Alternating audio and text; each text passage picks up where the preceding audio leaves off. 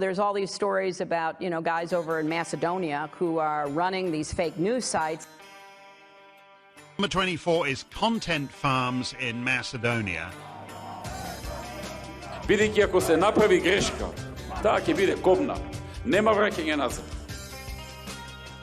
So Europe need to remain more sexy lady in the world. Ајде, мајката! Господа ја чува Македонија и низините граѓани. We'll discuss all of this and more on this episode of the Macedonian Content Farmers Podcast. I'm Jason Miko, coming to you from the foot of the Catalina Mountains in Oro Valley, Arizona. And this is Cvetin Čelimanov in Skopje, Macedonia. But what are we going to discuss? I know. I thought we'll discuss all this and more. All what and more? We'll discuss all, Cvetin, of what we talked about before we both hit the record buttons on this podcast. So that means that our listeners will just have to listen, I guess. No, in fairness, we talked. We can talk about the Prime Minister Kovačevski talking about the pro-European and anti-European option. We can talk about the issues with Dewey and how they're kind of sort of breaking up, but not really breaking up. Breaking up is hard to do. The Bulgarian elections, inconclusive. We haven't had a podcast since the Bulgarian elections on October the 2nd. You got energy issues. So, yeah, all kinds of things. I don't know. Let's start with where Macedonia is going these days. With it just, I think I told you a few weeks ago in an email that I was kind of not really excited about Macedonia these days because it just seems to be floundering and drifting. And the great, if some of our listeners might remember, Jimmy Carter when he was president in 1976 to 1980 before being I remember Reagan. He was known for, or one of the famous things late in his presidency was called the Malaise speech. In which he talked about how, there was nothing good going on in America. And the funny thing was, the word Malaise is not used in the speech at all, but that's what it became known as. And America was just kind of drifting and whatnot, which is part of the reason why Ronald Reagan won. But yeah, Macedonia just seems to be kind of drifting. There's not neither side has a decisive advantage. And when I say neither side, I mean the left or the right, talking about the main Macedonian political parties. But yeah, I have noticed that, as you were mentioning earlier, Kovačevski has been more and more saying there's the pro-European and the anti-European option. Pro-European meaning him and Citisa, and anti-European meaning Vumero. So, which is, that's just crass, pure partisan political talk. It's obviously Macedonia is in Europe, so it's not a question of pro-Europe or anti-Europe. Macedonia is in Europe; it's de facto. So there's just different ways of getting to what I think everybody should want, which is a prosperous Macedonia, a safe and secure Macedonia, a Macedonia where people can use their God-given talents to, earn a decent living and raise their children. Apart from the madness of the left, to take a vacation once or twice a year, things like that, and both parties have just different visions of that. So, what do you weigh in on that? Yeah, this is becoming now the talking point of the left that they're the only serious option here because there is no other alternative than the European one, and Vumero would lead us to isolation. And of course, this was a talking point for a while, but it's becoming more and more dire as two things happen. On one hand, the left has failed to deliver on the promises of prosperity linked with them accepting all of the European and American State Department and Brussels demands. And at the same time, this huge polarization with the war in Ukraine, where previously, we would say like, okay, but seriously, keep trying to paint us on the right as pro-Russian because we're not willing to jump off a bridge when the U.S. tells us to. It was ridiculous. Russia was barely an afterthought in our lives when it was being peddled by the left and by the U.S. Embassy here in 2015, 2016 during the Colored Revolution. Now, okay, obviously Russia is far more serious, even although still distant and not really closing in on our borders as much as it tried. This has become now more and more what we hear from the left. Okay, we didn't deliver, but you don't have any other alternative. And what would you do differently if you had a chance? And this is why we're kind of stuck. I mean, on one hand, we see that the chosen path is not working.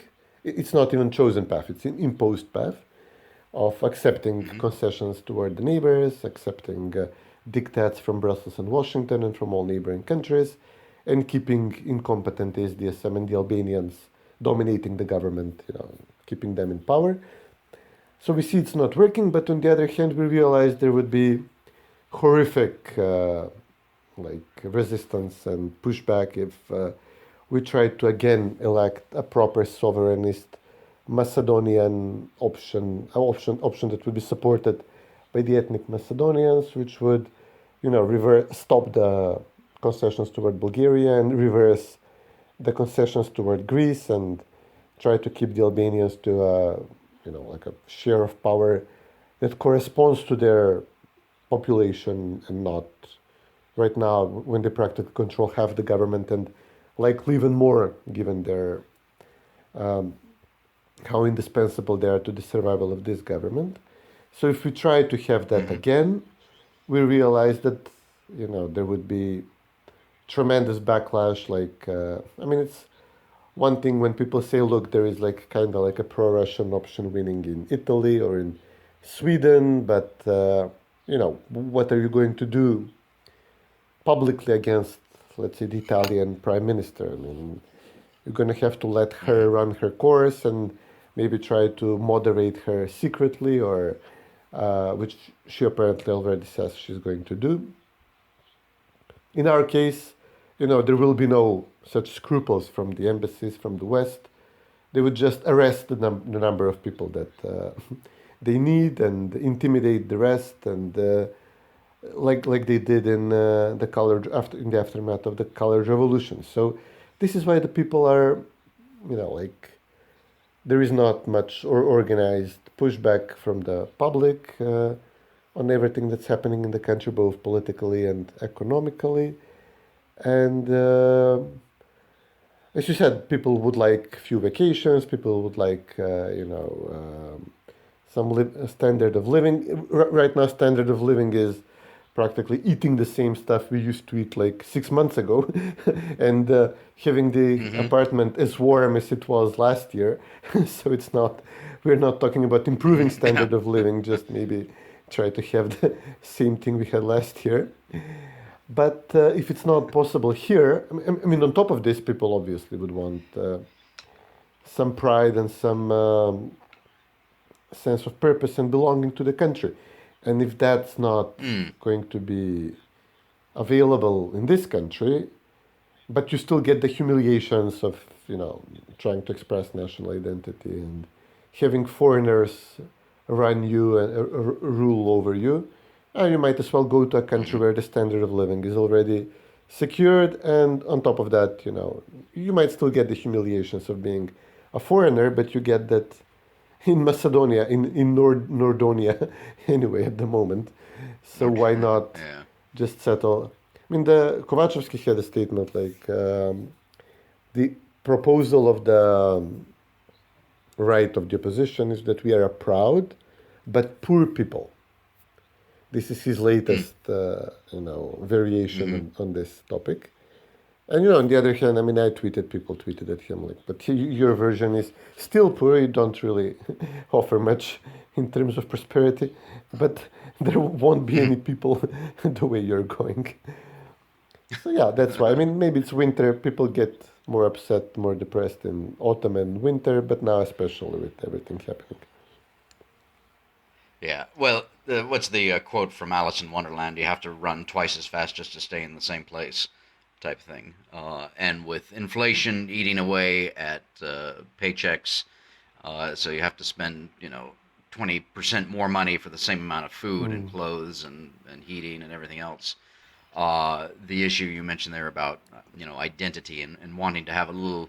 I mean, people look. This is basic human nature: is that people want to be respected, or at least acknowledged for who and what they are as a people. I mean, this was the whole point of our film, our documentary film, A Name Is a Name, is that people just wanted to be known as Macedonia and Macedonians. And you rightly mentioned the humiliations that are piled on by a lot of Macedonia's neighbors, and then, of course, by the various, shall we call them, viceroys, the ambassadors representing the United States State Department, the various EU member states, the European Union as a whole, etc. That are they're even loath to. It's a rare and beautiful day when they use the adjective Macedonian to describe anything Macedonian, which should be a very simple thing, and people notice that. I mean, if they think they're being too clever by half by trying to avoid the use of the word Macedonian because they don't want to upset the Greeks, or they don't want to upset the Albanians, or they don't want to upset the Bulgarians, or they don't want to upset somebody. If they think that they're being clever by using the Macedonian flag emoji and things like that, they're not. I mean, people see right through that. And again, to have the inflation that you've got, the whole issue with interference from the EU members and institutions and the State Department, etc. All of that piled together, I guess, together with your point about winter is coming. And I don't mean that metaphorically, as we all have been using it. I mean that literally. Winter is coming, and sure, that adds to this malaise I mentioned at the beginning, at the top of the podcast, and the different ways of getting there. And then you throw in, and I got to finish this article. I started writing it a week or two, 3 ago when President Stevo Pentorovsky was blaming Macedonians for low self-esteem on the whole Bulgarian issue, and I think he's wrong on that. Obviously, I think that Macedonians have suffered as a result of the actions of their neighbors and the foreigners, and it's not an issue of. And if it is, and if as he says it's an issue of low self-esteem, well, what is he doing about it to try and correct that? What is he doing about it to try and give Macedonians a little bit of hope? I don't see a lot, to be honest. Although, actually, I should say, in looking at some of his tweets and speeches, he does use the adjective Macedonian more than most Macedonian politicians. I mean, he himself said, "Listen, if I were not president, I would move out of the country." And it was his opening speech That's true, yeah. to the people. That's so. I mean, right. I remember that. Yeah. Showed us the way. And how many years does he have left as president? What's it now? It was 2019. I can't he should remember. be. No, he's up for election in 2014, the same year when the general elections should be held. But I think he is Right. a few months after the general elections, I think. So that's why there is some talk that he would have to resign a little earlier so that we would be able to have general and presidential elections at the same time to get the Right. same date. And, obviously everybody was hoping and expecting that there will be early elections, general elections, long before 2024. But as I said, considering this resistance from the diplomats, from practically, you're sort of like a Gladio operation across Europe, and it's not even, they're not even trying to hide it. I mean, you had a Gladio operation in the US during Trump and against Trump, and who was not allowed to govern and then dispatched in elections. So, we are even less, they're even more in the open. In small European countries, they would not let you have run things your own way and they will cite Russia, they will cite democracy, liberal democracy, they will cite threats to, I don't know, peace in the region or the continent, whatever it takes to get rid of you. So, Right. that, Well, that's- yeah, it is a fact that the State Department, the European Union, and its various institutions do not want VMRO to govern at any point in the future, for the simple reason that VMRO still stands, against the so-called Prespa agreement, and Miskolsky himself says he won't use the N-word, and of course that is something that the Macedonian content farmers encourage Macedonians not to use the N-word and to say that we won't use the N-word, especially because that phrase itself will drive the American diplomats, they're crazy.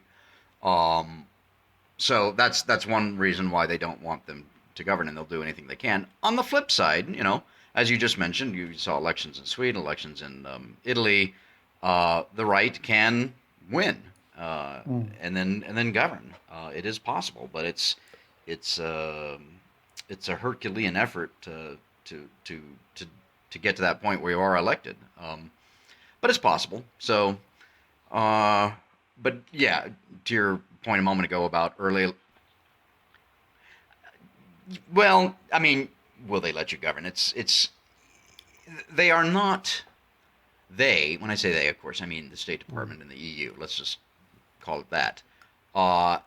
They don't have total control. I mean, at the end of the day, Macedonians have a choice to push back and to govern best the way Macedonians see fit. I firmly believe that. But you really have to be united in that. And unfortunately, Macedonians are not united in that. Set aside the whole Albanian issue. Between the two major parties, VMRO and SDSS, there's just very little agreement. Macedonia is a polarized society. America is a polarized society. I think most countries in the West, and I include Macedonia in there, are polarized societies these days. That's just kind of, I think that's one of the inevitable ends of, for lack of a better word, democracy writ large, is that, and we let's have to save that for another podcast sometime to explain, liberalism, small l, how it becomes corrupted over time and then divides societies. So. Yeah. I mean, you have to have an actual and honest change of government so that the other side runs its course. Like in our case, so we did not have an honest change of government, but the left is actually in charge and running things the way it wants, and we see how badly how quickly things have gotten unbearable and disastrous. In your case, for example, in the case of Italy in the previous elections, the right wins, but it's not allowed to govern. It's not allowed to do anything or much really. And this is why the polarization remains. It remains. I mean, I would say Viktor Orban does pretty much what he wants to do in Hungary. Yeah, and he has a lot of pushback, obviously, but. Yeah, did you see the U.S. ambassador a few days ago? You have some homosexual guy sent as ambassador there, and Orban joined Twitter, and he followed Donald Trump, and he said he posted that meme of John Travolta in Pulp Fiction when he's cluelessly turning around looking for something, and he says, "Where's my friend Donald Trump on this platform? I don't see him on Twitter." Which is a good joke. And the U.S. ambassador responds, well, while you're looking for your friend, you might consider following the actual president, Biden, this bitchy comment that, you need to follow Biden and stop, going on and on about Trump. And at the same time, there are protests now in Hungary, obviously, colored revolution style about school education, salaries, something, but pretty big, pretty massive protests. So yeah, I mean, there is no doubt that he's facing serious pressure. While in the other countries, like we'll see. I mean, the right won the last Italian elections. They were not allowed to form a government. They had a government for a few months. They had their leader under charged immediately for kidnapping migrants because he wouldn't let them disembark from a boat. He was charged with kidnapping, and then the elections were postponed endlessly with a technocratic government, and now they have elected a person. But we'll see again if somebody will get to her, if she will actually get to do anything conservative. Rest of Europe is completely taken over, and especially now with Russia as an excuse, you will not be able to see any. I mean, since Corona times, the governments have been doing whatever they want with the economy, shutting down businesses, endless debt, listen to the experts, like martial law practically. Now Russia is taking the place of the Corona scare, and this is completely managed outcomes in all over the continent, and yeah. Well, yeah, and you mentioned the left controls everything in Macedonia and many other countries. But this has been going on, Cvetin, for 50 years. It's the long march through the institutions is a phrase that a lot of conservative writers refer to. Which is a phrase coined by a German student activist, Rudi Dutschke, I believe, sometime in 1967, basically to describe the strategy for establishing conditions for revolution. And I think it's a play on Mao's Long March. But Long March to the institutions means capturing the institutions that basically govern society. So, aside from politics, it's all of the civil society organizations. It's the NGOs, frankly, even the churches to a certain extent. But that's been going on since the 60s here, so for over 50 years probably, and not just here, but everywhere, and that's what's happened in Macedonia as well. So, and the only way to fight that is to take the institutions back. It's a battle that just doesn't end. That's just the way it is. So, and I think my last two columns that I've written, I've said, kind of said something along the lines of Macedonians have got to stop complaining and get to work. And I get it. I understand. And there's time for complaining as well. But now's the time for getting to work and taking back these institutions and overthrowing the corrupt left at every level.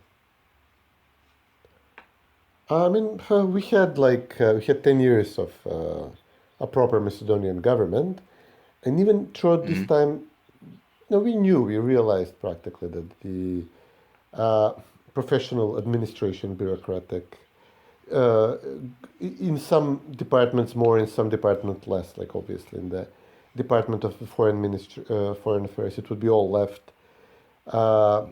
Yugoslavia literally had like a special intelligence service to make sure that the diplomats are on the up and up. So, you can imagine how serious this was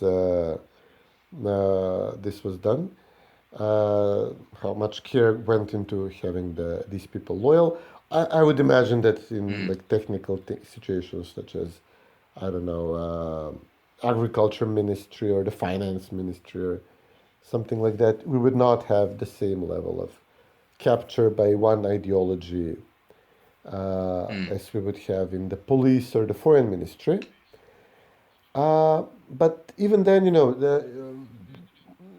obviously there is a rule, there is a law. You cannot have accomplished people without a degree running the public administration, except maybe at the highest level, maybe a minister who could be underqualified with degrees, but maybe if he has a proper business or is an exceptionally successful in, farming, in a self-made person, runs a factory, something, you can appoint him an ambassador, a solitary ambassador like Trump would do, or a minister. But the rest is all, overly credentialed people who, in our experience, in your experience, in the experience of every country in the Western world, means a leftist. So we practically would we would govern with policies that would favor our people, the salt of the earth people, the blue collars, the family people, the farmers, the workers, the small businesses, etc. But we would have the administration now in the areas where it mattered, like the education, when the teachers would realize that the orders coming from top is, in the case of Gruevski, a proud Macedonian identity, a holistic reading of Macedonian history without, allowed, approved, and unapproved periods, but everything put in together, and etc. as a autochthonous nation in this territory. The teachers would adapt. The teachers would, even if personally they're lefties and don't believe the Vomero or ancient Macedonia narrative, they would teach it and they would adopt it because they don't want to be left out of the perks, etc. But once, Right. after the colored revolution, obviously they realized things are turning in the other direction, and very few of them, we would say, would show any independent fortitude and strength, and they would just, now it's North Macedonia, okay, North Macedonia, now we focus on Albanian history, on, now the latest recommendations, like let's learn about Thrace now, fine, sure. I mean, they will go along, and, not to mention, they will take the lead of the institutions such as the prosecutors, the police, the diplomats, who they realize are more quickly adaptable to the changes and will obviously favor the left. So, I mean, there is, I don't think there is even in Hungary, we would not have the Hungarian ambassador here being fountain of conservatism, or even there is actually even a Visegrad fund to support NGOs, which you would imagine like IRI or the Konrad Adenauer Stiftung should be right-wing, but like IRI and the Konrad Adenauer Stiftung is not. So, yeah, I mean... No, that goes to the long march through the institutions. Even those institutions have been taken over by the left. I mean, I think it's O'Sullivan's rule, named after John O'Sullivan, former editor of National Review.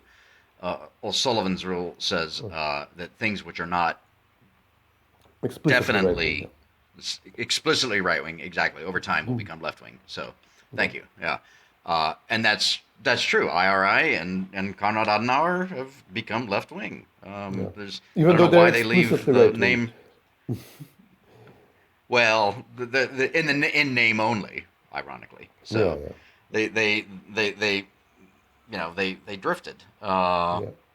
And I don't know. Yeah, you can get them back, but you got to fight for it. And I guess the question is, how much do you want to fight for these things? So, look, I don't want us to prattle on about how there's no hope and everything is lost. We got enough of that going on. I do believe that obviously things change, things can change. It takes people to do that though. And for right now, as we were discussing earlier, Macedonia is kind of going through this malaise, but it won't always be that way, and it doesn't have to always be that way. But people have got. I mean, one thing I lament is that we need new leadership in Macedonia. I think. Forget the left; they aren't leaders to begin with. I think they're just old, washed-up commies. But on the side of the right, and I know some people in Vomero. I don't spend too much time talking to leadership there, but I know they're and the ones that are there, can do what they're doing. But there needs to be a new generation of leaders from the right being trained up and coming forward to take their rightful place. So I don't know who they are. I mean, I think I know who some of them are, but there's got to be more. Not just at the national level, but throughout the country. And I think that's one thing that we probably neglect on this podcast is talking about those at local levels throughout the country. Something that I don't know enough about, to be honest, but would be worth delving into at some point in the future here. I mean, listen, we had this tremendous example of leadership and an exceptional team around Gruevski. So if the circumstances change and if we have like a proper, if we see that circumstances have changed in the U.S. and in Europe, and that having a proper sovereignist government would not be met with a wave of arrests and police action and secret police action, etc. I mean, these people will obviously, maybe some of the old team, maybe some of the new team, but very quickly we would put a team together. That's what I believe that the embassy fears, and that's why they will not allow anything like that to happen, unless there is really incredible paradigm change in Brussels and Washington and Berlin and London and Paris and Rome, which is unimaginable at the moment. So, or if the Russians roll through, and which is obviously a big reason why so many Macedonians have sided with Russia on this, because they see where we're going as a country under the U.S. with the Albanians and the left constantly being favored, and every few years losing a significant chunk of national identity and of what was supposed to be a Macedonian nation state. And, people say, listen, if maybe it will be different under the next regime, the next global empire, if we get to that, or if we are in the division of the world, whether we fall on the oceanic side or on the East Asian or Eurasian side of the divide, continental side of the divide. We'll see. We're at the border. Well, yeah. Well, I can assure you, and I can assure our listeners, and I can assure Macedonians that the future of the future leadership of the planet is not Russia. If anybody, it's China. Russia is quickly being reduced to a vassal state of China, and Putin a vassal of Xi Jinping. They're actually they're having the party congress right now is going on in Beijing, in which Xi Jinping is supposed to get another 5-year term, or maybe just be declared leader for life. Why bother with going in the way he's taking the country? So, so it ain't Russia, and I guarantee you that Vladimir Putin does not love Macedonia.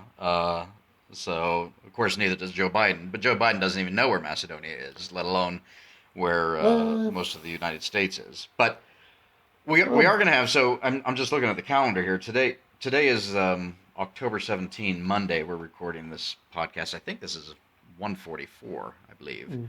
But we do have elections here in 3 weeks, and 3 weeks from tomorrow. Americans are weird. We have our elections on a Tuesday. Okay, let's get that out of the way. The rest of the world has their elections on a Sunday.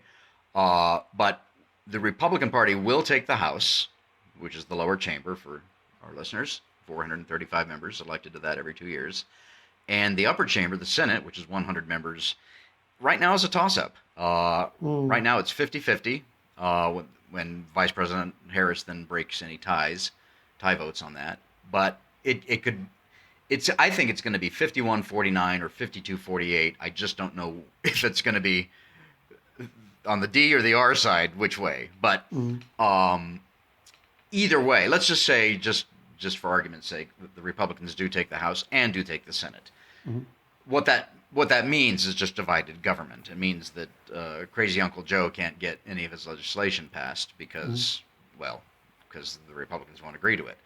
And then, of course, you have the issue of leadership for the Republican Party in the House and leadership for the Republican Party in the Senate. Kevin McCarthy would become the Speaker of the of the House of Representatives, but he is weak. And Cocaine Mitch McConnell would become the majority leader in the Senate, and he's in a much stronger position. But anyway, it would mean divided government. So in terms of Macedonia, nothing would change. Of course, exactly. Sorry. We had Biden actually knows very well the Balkans is to our great misfortune. We've seen that in the past. And on the other hand, we discussed this with the conservatives. It was McCain who led the protests against Macedonia, the resistance in the Senate to allowing Macedonia to purchase Western weaponry during 2001, because he had some person in his camp, which was, this is the official version, that some person in his camp, some woman worked with the Albanian lobby, which was very strong at the time and still is after the Kosovo War. But obviously, the Albanian project is bipartisan in Washington. And, maybe Putin doesn't like Macedonia, but he hasn't been in a position to influence it, except that, we had some offer from him, which we actually never got from the US, of cheap and reliable and sufficient, plentiful energy, which was whether as just like a supply or even having Macedonia as a key transit country, which would mean some more, better price, better bargaining rights. We would have been able to open up some high energy consuming industries in this case, like smelting and glass. There was a major proposal for huge investments in glass manufacturing. We did not get this from the US. There is no offer of plentiful, affordable energy for the Balkans, a region which the US has governed without much Russian resistance since 1999, 20 years. So very much, more than enough time to at least provide finances that we develop our own energy resources, like in Kosovo. Okay, it doesn't have to be Macedonia. There is some coal, there is some talk of uranium deposits somewhere in this country. But, Kosovo has much more available coal. Even that should have been like a no-brainer for the US, and even that is not happening. So, if we are a colony, at least exploit us, to mutual benefit. Right. Yeah, 99 and 23 years ago, you could have at least built 2 or 3 nuclear power plants in that period of time. Yeah, sure. Which, of course, nuclear energy is the way to go. So, yeah. This whole green thing. Let's talk a little bit about energy here, because this whole green thing. Yes, what a nice and wonderful and lovely idea that everything is renewable energy, etc. But number one, it can't be from the top down; it's got to be from the bottom up. And number two, you have to have the infrastructure for that. Wouldn't it be wonderful to have every car run on electric? But where does the electricity come from? And where do the elements for the batteries that run the electric cars come from? A lot of those come from China. So the lithium and the I think it's cobalt. And then of course, and wind and solar are intermittent. Plus you have to have gigantic batteries to store that energy when the sun isn't shining and the wind isn't blowing. And in the meantime, you've got to use fossil fuels. And as you just pointed out, there's plenty of fossil fuels available in the Balkans.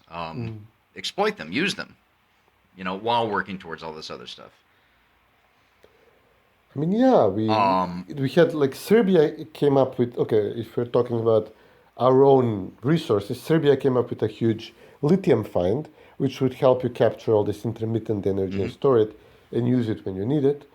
And then the US couldn't resist, the State Department couldn't resist using the opportunity of this mine being opened as an opportunity for color revolution style protests against Vučić, and they stopped the plan. So now, Okay, Serbia is not fully on the side of the, but at least this would mean like they would be a key player in an energy field that helps the whole of Europe and themselves be less reliant on Russian energy because lithium is practically an energy source de facto. You can Right. have it makes the photovoltaics and the wind power more Right. useful and this was the pro-American, the U.S. supported, State Department supported opposition in Serbia scuttling this idea. I mean, come on, this is ridiculous at this point. Yeah. Yeah. Well, and I find it fascinating that we can kind of pivot here slightly to issues going on with Dewey because they in the last election, local elections, I believe, they unveiled their green campaign, I believe. Correct me if I'm wrong on that. Yeah. And which is neither here nor there. I mean, nobody really cares except the State Department and the various EU institutions. But it's kind of ironic that Dewey would become the Green Party, and yet you drive around any of the towns that they control, and there's huge heaps of garbage all over the place. Maybe they've started cleaning them up. I doubt it. But they're not exactly known as a clean and resourceful party. Illegal but logging, they're- burning down the reeds Yeah. of Lake Ohrid for beaches. That's all Dewey. Yeah, exactly. But they're having some internal issues. I know it's inconclusive, but over the past week, 10 days, there's been some infighting between those that think Ahmeti has too much power and, of course, his handpicked successor, Artan Grubi, and demanding a little more power for themselves. And Talat Jafari's in the middle, and I saw him walk out of a party meeting the other day. What's the latest on Dewey's woes? This was not meant as a news podcast, but this is the big news of the week, that there is like infighting in Dewey with a faction of several Skopje-based leaders who are angry of the powerful role that Artan Grubi, the first deputy prime minister, has, and they also want to get rid of Bujar Osmani, the foreign minister. And for a while we were entertaining the idea that this might weaken the government, because if Dewey is split, they have like several members of parliament with this new rival faction, and also this one member of parliament who was kidnapped when he was supposed to vote against the Zaev government, and then resurfaced, was kept in the prime minister's office. Now he's practically in Dewey, but in the faction of Dewey. And so this group could bring down the government. And in the end, there was like a large meeting in their former military headquarters near Titova, where they decided, they initially said that Artan Grubi will be out of the leadership of the party. Then the Speaker of Parliament, Talat Jafari, stormed out because of this, but also because his own city group, the city of Gostivar, his faction was not rewarded with a seat in the council, in the military council of Dewey. And today it's reported that Artan Grubi will still have a position in the presidency of the party, just a different one than the one he had. So it's not, again, briefly we see, okay, maybe we have elections, maybe the machine is cracking, but it's more likely, listen, this has happened with SDSM as well. They're so powerful when they're in power, they feel not threatened by anybody. Historically, I would say this often, after every election, we've never had SDSM, when they would win a 4-year term, we would never see their term end before the 4 years are up, no matter what happens in the meantime, economically, politically, assassination on the president, attempt, suspicious death of another president, collapsing industry, economy, huge concessions to Albanians, then to other neighbors. They always serve out a full term in power. And Vomero has never been able to serve a full 4-year term in power. The first time they won, and they had a parliament with a majority, the parliament technically served out the 4 years, but there was a war. 98 to 2002. 98 2002, but there was war. They were forced to have like a broad coalition. So, it was like ridiculous. And then Gruevski would have 10, 11 years in a row, but he always had to have early elections to turn to the people.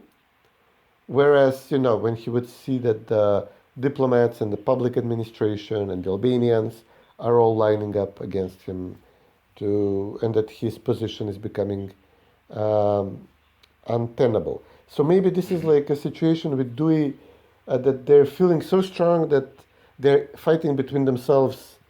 They feel that they're strong enough to even survive a factional fight within their party, because the other side thinks, okay, we'll just get rid of Zaev and maybe have our own people, get rid of Ahmeti or Artan Grubi and have our own people, and we'll still continue regardless, and we'll just take over their businesses, their money, their privileges and perks, but the Americans will keep us in place, and we use the police and the other institutions and the prosecutors and the diplomats, and we can even risk, imagine if you had the Republicans have a leadership change, you had like the Tea Party taking over the entire party ahead of elections, having like this huge intrafraternal fight before elections. I mean, it would never happen, but here they just feel so strong. I guess they say, listen, we can do this. We are untouchable. We can try, a faction can decide we go for the whole hog. Right. Well, yeah, nothing lasts forever. Pride goes before a fall, and haughtiness before destruction, as the psalmist or the book of Proverbs says. So eventually they will. Eventually, the party and Ali Ahmeti and Artan Grubi and all those on the other side will meet their demise. It's just a question of when. I was kind of hoping to see it happen now, but it'll happen at some point. So, well, let's do this. It's a question of time. It's taking so long that there will be nothing to recover by the end. I'll push back a little bit on that. I think there's always got to be hope until the end, of course, and then there's the end. So.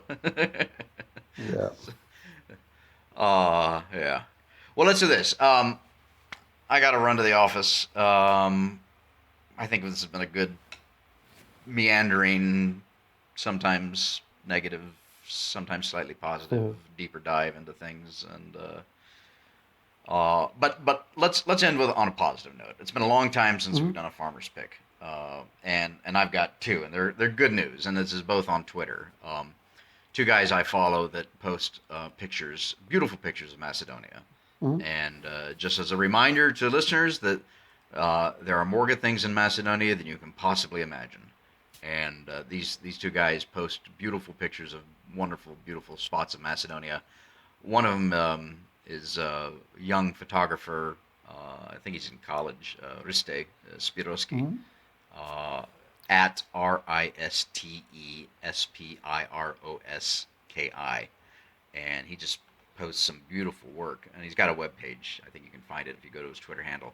The other guy, I have no idea who he is. It's very strange. He goes by the name of Jesse Pinkman, which obviously sounds, gringo. Could be Canadian, could be American. No, it's the guy from Breaking Bad. It's Jesse. You see, science, bitch.